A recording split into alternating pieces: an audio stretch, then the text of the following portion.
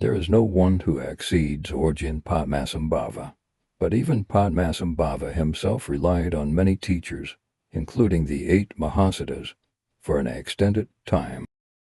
Similarly, Vimalamitra followed Shri Singha for 21 years and fully received all the instructions from his teacher.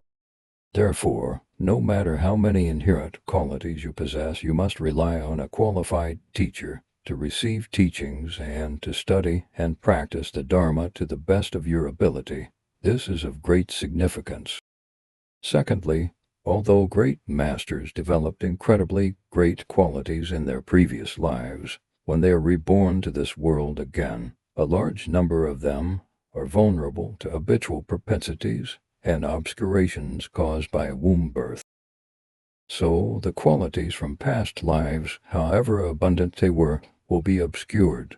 In order to reveal them, it is necessary to rely on qualified teachers to extensively study and practice the Dharma.